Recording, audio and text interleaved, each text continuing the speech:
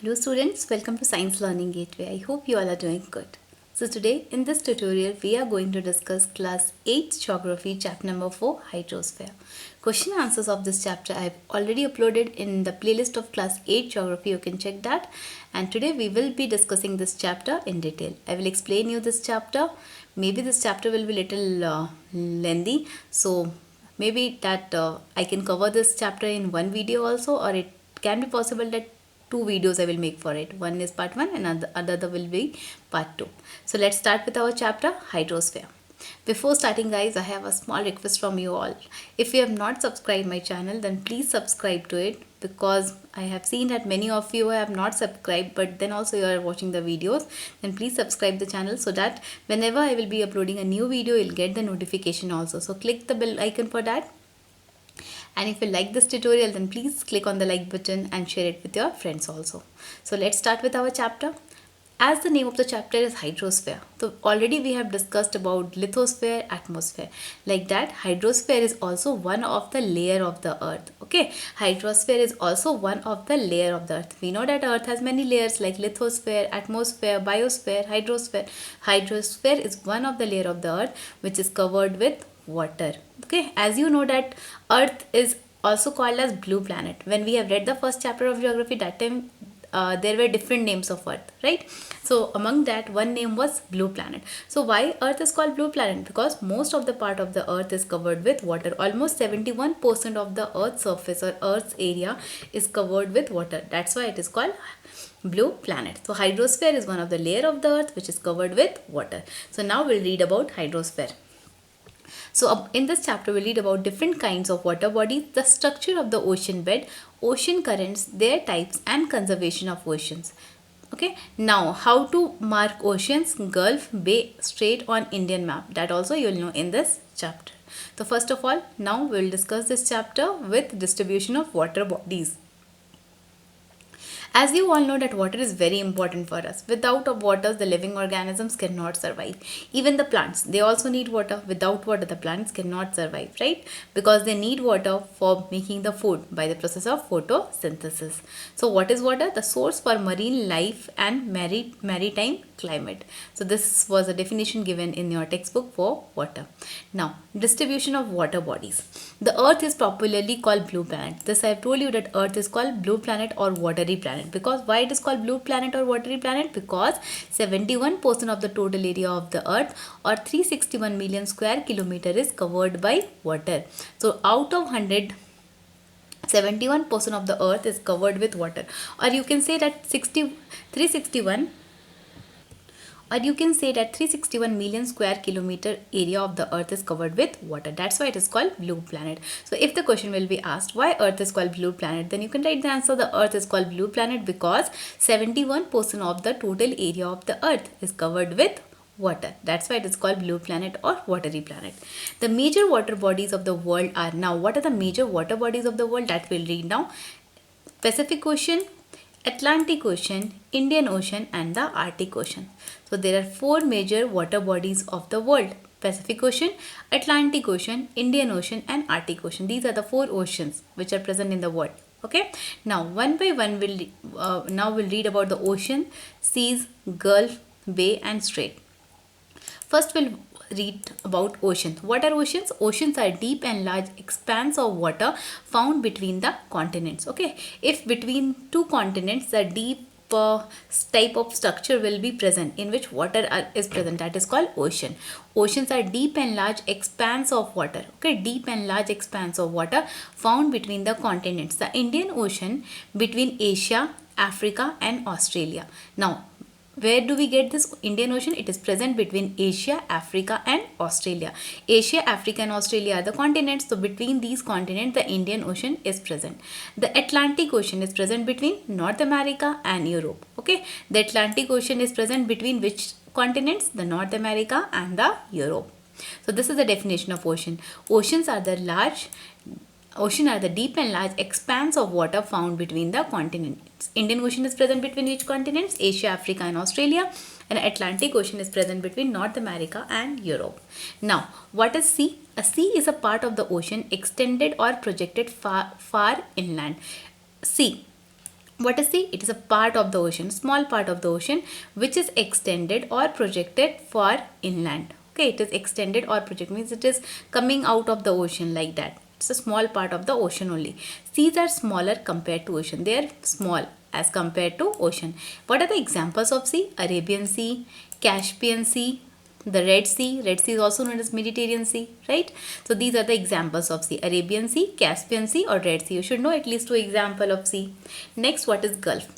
A gulf is a part of an ocean or sea that penetrate into the land. So what is gulf?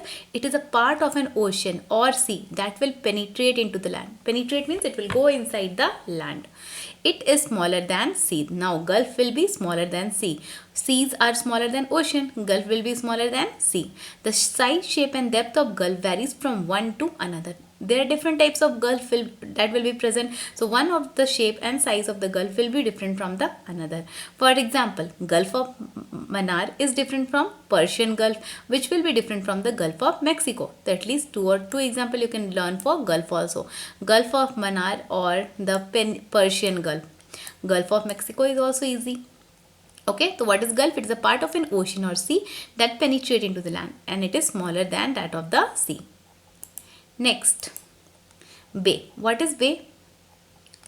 Bay are small semicircular water bodies partially surrounded by land. What are these? These are semicircular water bodies. Semicircular water bodies. Semicircle, you know, like this. This is a semicircle. So these are semicircular water bodies partially surrounded by land. Means it will be surrounded by land. Partially means half of it will be surrounded by land. Partially means half. So bays are small semicircular water bodies partially surrounded by land. The depth, extent and size of bay vary from one to another. Means one of the bay will be different from the other in its shape, size and depth. Example, Bay of Bengal is very common. Bay of Bengal, Bay of Biscay, Bay of Fundy, Hudson Bay. So you can remember the Bay of Bengal and Hudson Bay. These are easy. Okay. Example of bay is Bay of Bengal and Hudson Bay. Now, what is strait? A strait is a narrow strip of water body joining two large water bodies. Okay. It is a narrow strip of water bodies like this. Okay. Narrow strip of water bodies joining the two water bodies. When the two water bodies will come together, it is like a narrow type of narrow strip. Strip is like this. Okay, it is a narrow strip of water body joining two large water bodies. Example, Park Strait, Strait of Gibraltar, Bering Strait. Okay, so what is strait? It is a narrow strip of water bodies joining two large water bodies. Example, you can remember Park Strait and Bering Strait. Okay, now the last one is isthmus. Isthmus. What is isthmus? Isthmus is a narrow stretch of landmass joining two large landmasses. It is a narrow stretch of landmass. No water will be present, narrow stretch of landmass which will join two large land masses. Okay, suppose these are two large land masses which will be joined by a narrow stretch of land mass. Isthmus is the most important location for constructing ocean canals. So in isthmus, what are the things which are constructed? Ocean canals. Example, Suez Canal between the Mediterranean Sea and the Red Sea. Now this Suez Canal, okay, it is constructed between the Mediterranean Sea and the Red Sea. Panama Canal between the Atlantic Ocean and the Pacific Ocean. These are the examples of isthmus. Suez Canal is constructed between the Mediterranean Sea and the Red Sea, and Panama Canal between the Atlantic Ocean and the Pacific Ocean. So this was all about your isthmus.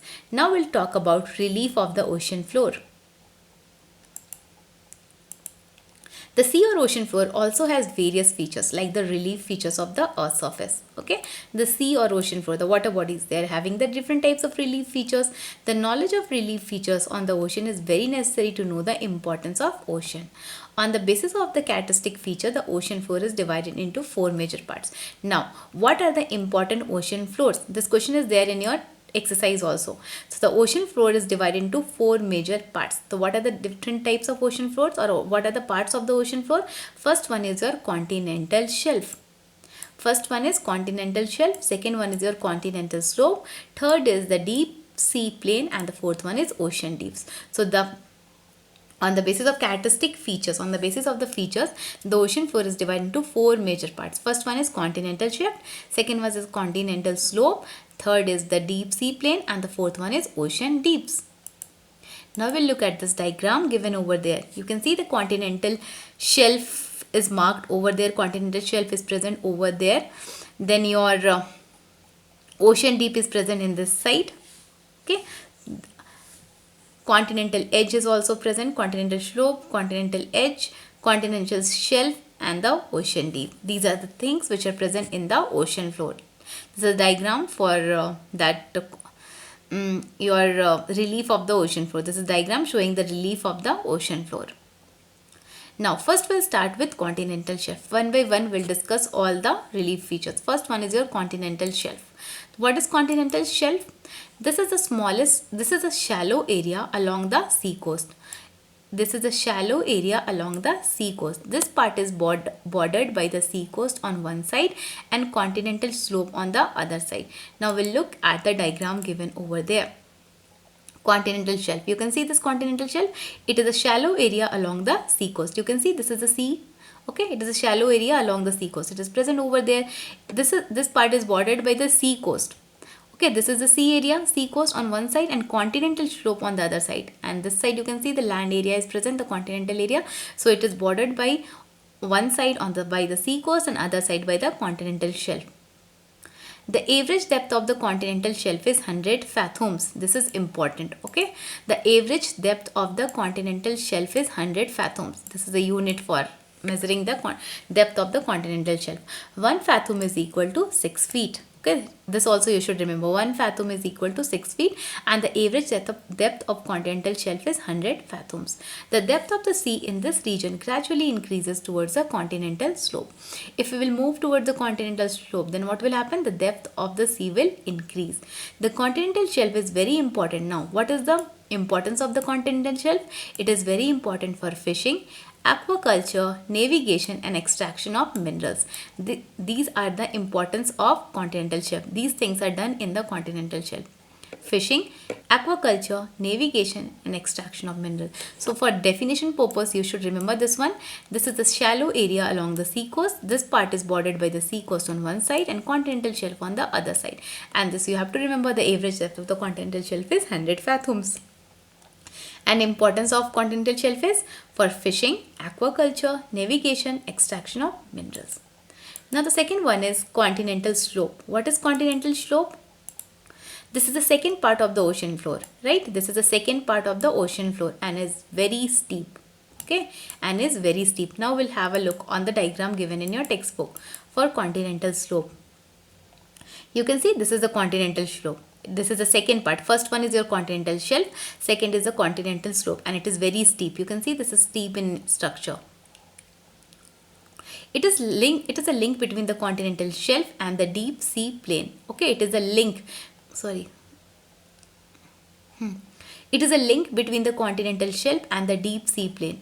See, it is in between the continental shelf and the ocean deep. So it is a link between, it is connecting the continental shelf and the ocean deep. So it is a link between the continental shelf and the ocean deep.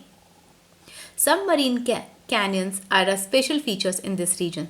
Submarine canyons are the special feature in this region. So what is continental shelf? It is the second part of the ocean floor and it is very steep. It is a link between the continental shelf and the deep sea plain. Submarine canyons are the special feature in this region. And the third one is your deep sea plain. What is deep sea plain? This is the vast plain found at the bottom of the sea floor. Okay, it is a vast plain. Vast means very big in size. Present at the bottom of the sea floor. We have seen in the diagram that it is present at the bottom of the sea floor. The deep sea plain is also known as abyssal plain. What is the other name of deep sea plain? Abyssal plain. And it covers the largest area of the ocean floor. Since it is a very vast plain, so it will cover the largest area of the ocean floor. In this region, sea mounts and fjords are found. Okay, in this region what we can get? Sea mounts as well as fjords are found in this deep sea plain. Okay, next the last one is the ocean deep. The ocean deeps are also called ocean trenchers. Okay, what is the other name for ocean deep? Ocean trenchers. These are the deepest part of the ocean floor. Since from the name you can understand ocean deep. So these are the deepest part of the ocean floor. Example, the Challenger Deep of Mariana Trench in the Pacific Ocean near Philippine Island is around 11,000 and 3,300 meters deep, and it is the deepest point of the ocean. Okay, which is the deepest point of the ocean? The Challenger Deep. Okay, the Challenger Deep of Mariana Trench is the deepest point of the ocean.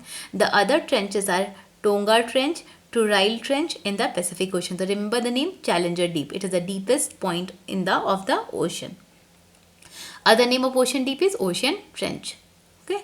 Now we'll read about temperature and salinity of the ocean water. Temperature you all know. What is the definition of temperature? Hotness or coldness of a body. We have read in science, right? And salinity means the amount or percentage of water present in the sea or river water. Sea water or ocean water. Okay. First of all, we'll discuss about temperature. Which instrument is used for measuring the temperature? Thermometer, right? Ocean or sea or ocean water temperature varies according to latitudes and the depth of the ocean floor. So the temperature of the sea and ocean water will depend on what? Will depend on the latitudes and the depth of the ocean floor. The temperature of the ocean water near the equator is more than that of the temperature near the Arctic and the Antarctic Circle. So the temperature of water will be more near the equator, and it will be less near the Arctic and the Antarctic Circle. With the increasing depth, the temperature of the ocean water decreases. So when the depth of the ocean will increase, then what will happen? The temperature will decrease that time. When you will go inside the ocean, the temperature will decrease. It is because the sunlight can penetrate into the ocean only up to a depth of 200 meters. The sunlight cannot go inside the ocean. Only it can go till 200 meters. After that, the sunlight cannot enter into the ocean. Within this depth, various marine organisms are found in large number. So all the marine organisms, they need sunlight, right? All the aquatic plants and the animals, they need sunlight. So they will be present where the sunlight can reach. After that, we cannot get any marine organisms. Next, we will discuss about salinity. Salinity is a percentage of salt. What is the definition of salinity? You have to write. Salinity is the percentage of salt dissolved in the sea or ocean water. Salinity. From the salinity word, you can remember the salt. The percentage of salt dissolved in the sea or ocean water. The average salinity of ocean water is 35 ppt. What is the full form of ppt? Parts per thousand. So average of salinity of ocean water will be 35 ppt or 35 grams per 1000 gram. The salinity of ocean water is very high near the tropics, and it is very low near the poles. So where we can get the high percentage of salt? Near the tropics, and near the poles it will be low. At the equatorial region, the salinity is average due to high evaporation and percentage. Okay, and at the equatorial region, the salinity will be average due to high evaporation and precipitation. So what is salinity? You have to remember that it is a percentage of salt dissolved in the sea or ocean water, and the average salinity of ocean water is 35 ppt. This much you should remember. Next, why seawater salty? What is the reason that why the seawater is salty in taste? The water flowing from the land to the sea carries many kinds of salts and deposits them into the sea or ocean. Okay, you all know when the rainwater will flow, it will flow from the land to the sea, right? So when it will flow, along with it will carry different types of salts along with them, and different types of things also along with them. Due to high temperature, water is evaporated continuously and the salts remain in the sea or ocean. Okay, during sunlight or during very high temperature, what will happen? The water will get evaporated and salt will remain in the sea or the ocean. This continuous process over a long period of time has resulted in the accumulation of salt in the sea water. The water will get evaporated and the salt will be collected in the sea or the ocean. After that, we can see the salt and sea water in that. Some facts are given over there. Saline water bodies of the world. Lake Van, it is present in Turkey, 330 ppt. Okay, Dead Sea, Asia, 300 ppt, and the Lake Sambar, it is present in India, 265 ppt, and Red Sea, Asian Africa, it is 240 ppt. Now we'll discuss about the ocean currents. The ocean water has three types of movements. Okay, ocean currents. Current means what? It is like a movement. So ocean water has three types of movement. They are waves, currents, and tides. So what are the movements of the ocean? They are called waves, currents, and tides. Ocean currents are regular movement of ocean water from one region to other. Now, what is the definition of the ocean current? These are the regular movement of ocean water from one region to another. When the ocean water will move in a regular interval of time, regular movement of ocean water from one region to another is called ocean current. And how many types of ocean currents are there? There are two types of ocean current, warm current and cold current. Okay, there are two types of ocean current, warm current and cold current. So what are the ocean water has three types of movements, right? What are the three types of movement name? Waves, current and tides. So what are ocean currents? Ocean currents are the regular movements of ocean water from one region to other. And how many types of ocean currents we have? We have two types of ocean currents, warm current and cold current. What is warm current and what is cold current? Warm current. These currents originate and flow from the equatorial region to subpolar region. Okay, so what you have to remember in this one, the warm currents will originate and flow. Originate means originate means from there it has started. Originate means it has started from there. Originate and flow from equatorial region to subpolar region. This you have to remember.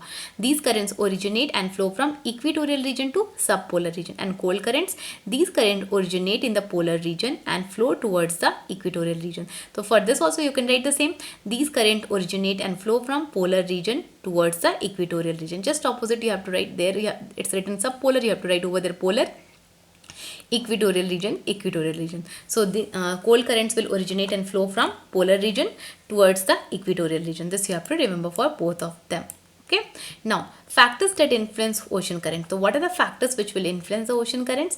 Rotation of the earth. You know that earth is rotating continuously, right? Temperature, wind, salinity, shape of the land masses, etc. These are the factors which influence the ocean current. Rotation of the earth, temperature, wind, salinity and shape of the land masses. At least 2, 3, 4 at least you should remember. Rotation of the earth, temperature, wind and salinity. Now, currents of the Pacific Ocean are. Now we'll discuss about the different types of currents of Pacific Ocean. First, the North Pacific Ocean. In the North Pacific Ocean, warm currents, cold currents. What are the names of the warm currents? North Equatorial Current, Kuroshio. Okay. Kuroshio, and cold current Oyashio, California. Now the South Pacific Ocean, again it will have warm current and the cold current. Name of warm current are South Equatorial Current, East Australian Current, and the cold current is Peru or Humboldt West Wind Drift. Currents of the Atlantic Ocean are, this we have read for Pacific Ocean. Now the Atlantic Ocean. First we'll discuss for North Atlantic and then South Atlantic. North Atlantic Ocean, warm current and cold current. Warm current names are North Equatorial Current, Gulf Stream, North Atlantic Drift, and the cold currents are Labrador, Norwegian, Canary. South Atlantic currents, again warm and cold. Warm current, South Equatorial Current, Brazilian Current, and the cold currents are Falkland, Venezuela. Okay, Falkland and Venezuela. Now we'll discuss about the currents of the Indian Ocean.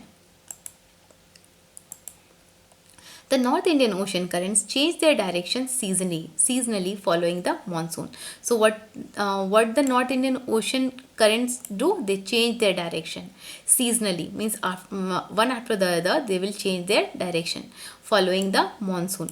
During the southwest monsoon, the currents flow in the southwest to northeast. During southwest monsoon, what these currents will do? The North Indian Ocean currents, they will flow in the southwest to northeast direction. And during the northeast monsoon, just opposite they will do. They will flow in a northeast to southwest direction, just opposite. Okay, the South Indian Ocean current. What are the examples of South Indian Ocean currents? Are Mozambique, Madagascar, Agulhas as warm currents and West Australian as cold currents. So in South Indian Ocean, what are the examples of warm current? Mozambique, Madagascar, Agulhas, and example for cold current is West Australian. You can check in this diagram the major ocean currents of the world they have given over there. Fact files. Major fishing grounds. Honoso Hokkaido fishing ground. Meeting place of Kuroshio warm current and Oyashio cold current. Japan. This is the one of the ground where the Kuroshio and the Oyashio cold currents will meet. Grand Bank. meeting place of Gulf Stream warm current and Labrador cold current, and Dogger Bank, North Sea region of Europe. Okay, these are some of the major ocean currents of the world. Now we'll discuss about the tides. So in tides, we will read about the types of tides, causes and its uses. So first of all, water tides. Tides are the periodic rise and fall in the sea or ocean level. So what is tide? Like this, these are called tides. Periodic rise, this is rising, this is falling. Rising, falling. These are called tides. Tides are the periodic rise and fall in the sea or ocean level. They occur due to gravitational attraction by the moon, gravitational force by the sun, rotation of the earth and centrifugal force of the earth. How they occur? Why they occur? They occur due to, this is a definition of the tide. Tides are the periodic rise and fall in the ocean or sea level. And why do they occur? They occur due to gravitational attraction by the moon, gravitational force by the sun, and rotation of the earth and centrifugal force of the earth. Because of these things, the tides occur. Gravitational attraction by the moon, gravitational force by the sun, rotation of the earth and centrifugal force of the earth. Next, what are the types of the tides? There are two types of tides. High tide, also known as flood tide, and low tide, also known as EBB tide. Okay. So there are two types of tide, high tide and low tide. High tide is also known as flood tide and low tide is also known as EBB tide. On water bodies of the earth, there are alternate high tides and low tides. Okay. In water bodies, what do you get? You will get alternate high tides and low tides over there. Between one high tide and low tide, the time is 6 hours 13 minutes. Okay. So what is the time duration between one high tide and one low tide? 6 hours and 13 minutes. Between one high tide and another, the time gap is 12 hours. Okay. And what will be the time duration between two high tides? 12 hours and 26 minutes. In 24 hours and 52 minutes, there are two high tides and two low tides. Okay. And in the time interval of 24 hours and 52 minutes, you can see two high tides and two low tides. Okay. So there are two types of tides on the basis of position of the moon and the sun. Okay. Now we have read that there are two types of tides, high tides and low tides. But on the position of the moon also there are two types of tide. These are called spring tide and neap tide. So what is spring tide and neap tide? That we will read now. On the position of the on the basis of the position of the moon, again there are two types of tides. On the basis of the position of the moon and the sun. Okay. Over here we have to consider the position of the moon and the sun. On the basis of that, there are also two types of tides, spring tide and neap tide. What is spring tide? Spring tide takes place when the earth, moon and the sun are in the same straight line. Okay. When your earth, moon and the sun, all the three will be in a straight line, then that time spring tide will take place. Okay. Example, new moon and full moon. These are the examples of spring tide, new moon and full moon. During new moon day and full moon day, spring tide will take place. When the spring tide take place, high tides are the highest and low tides are the lowest. During the spring tide, when the spring tide will take place, what will happen? The high tides will be the highest and the low tides are the lowest. So this was all about your spring tide. When the earth, moon and the sun will be in a straight line, that time spring tide will take place. Example, new moon and full moon. Now what is neap tide? Neap tide occurs on the first quarter and last quarter days in the phase of the moon. Okay, when do they occur?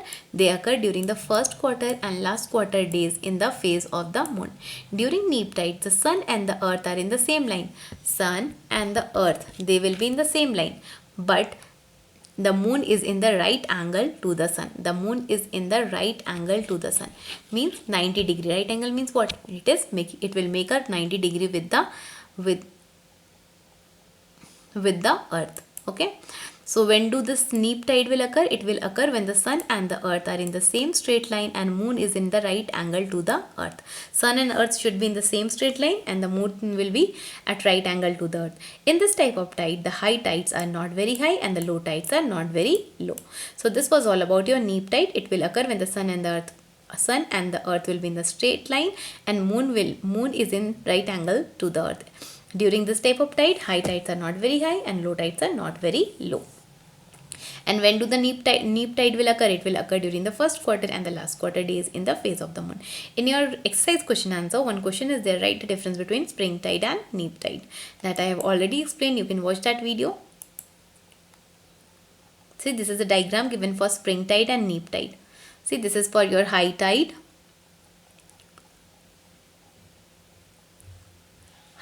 low tide. This is the neap tide and this is a spring tide. Full moon, first quarter, the neap tide can be seen. Next, what are the uses of the tides? There are some of the uses of the tides also. Tides are directly or indirectly useful to mankind in following ways. Okay, they are directly or indirectly useful to us. First one, tides help navigation for big ship during high tides. Tides help navigation for big ship during high tides. So what happens? Navigation of big ship means, navigation means providing the direction to the big ship. It help in navigation for big ship during high tides. Tides prevent some extent the freezing sea or ocean water in the coast. It also prevent the freezing sea or ocean water in the coast. Okay, tides help to keep the harbor clean. It helps to keep the harbor clean. They help in fishing. They also help to generate tidal energy. Okay, so these are 5 uses of tides. At least 4 uses you should remember, that they help in fishing, they help to generate tidal energy. Okay, and you can remember they help to keep the harbor clean, or this one also you can remember, tide help navigation for big ships during high tides. Now the last topic of this chapter is conservation of ocean. From this topic also one question is there in your textbook. Okay, what are the steps for conservation of water, or how do we conserve ocean? Like that some question is there. Conservation of ocean. Conservation of ocean is very important. Ocean help us in many ways and they are the habitat of millions of marine organisms. Habitat means home. For in the oceans, different types of marine organisms are there. Okay, considering the rate at which the oceans are being contaminated. Contaminated means it is getting polluted by many of the pollutants. They may not remain what they should be in the future. Means nowadays, because of pollution, factories and the nuclear power stations and all, the ocean water is getting polluted, and which are affecting the aquatic plants and animals also, marine organisms also. So we should adopt some of the ways by which we can preserve our or conserve our ocean. The following are the important methods of conservation of ocean. Now, what are the different methods of conservation of ocean? First one, oil transportation should be done through pipelines. If oil will be transported from one place to another through pipelines, then what will happen? The oil will not get mixed with the ocean water, so it will not pollute the water. Okay, so oil should be always transported through pipeline. Second one, nuclear waste should not be dumped into the sea or ocean. All the nuclear waste, you know that they are very harmful. They can harm the living organisms in the water. So they should not be dumped or thrown into the sea or ocean water. Petrochemical industries in the coastal region must avoid dumping effluents into the sea or ocean. Petrochemical industries, they should not throw their waste, liquid waste, effluents means liquid pollutant, into the sea or ocean water. Dumping of any waste near the ports and harbor must be controlled. Means if anyone is dumping any waste near the ports or the harbor, it should be controlled, because we should keep the ports and the harbor clean. Ore deposition and mineral exploitation along the coast must be controlled. Many of in the news channels also you have seen that the ores and the minerals are exploited near the coast, so that should be controlled. Exploitation and destruction of beaches must be controlled. This is the 6th point. Exploitation and destruction should the beaches should not be destructed or exploited. So these are the 6 points. At least 5 points you can remember like this. Oil transportation should be done through pipeline. This one is easy. Nuclear waste should not be dumped in the sea or ocean water. This is also good. Then exploitation and destruction of beaches must be controlled. Ore deposit and mineral exploitation along the sea coast must be controlled. Dumping of any waste near the ports and the harbor must be controlled. Any 5 points which is easy for you, you can remember those points. So with this we have finished the question answers. With this we have finished the explanation of this chapter. Question answers already I have uploaded in the playlist of class 8 geography. You can check over there. Okay, go through the video once and read the textbook once. If you have any doubt, you can comment in the comment section. I will try to clear your doubt. and one more chapter we have left for from the geography section, that is chapter number 5. That also I will make the video very soon and I will upload it. Okay, thank you for watching my channel Science Learning Gateway. If this tutorial is helpful for you, then please click on the like button and share it with your friends also. And don't forget to click on the bell icon so that whenever I will be uploading a new video, you will get the notification for that. And if you're new to my channel, then please subscribe to it. You can also connect with me through my Facebook page. The link I will provide in the description box. Thank you for watching my channel.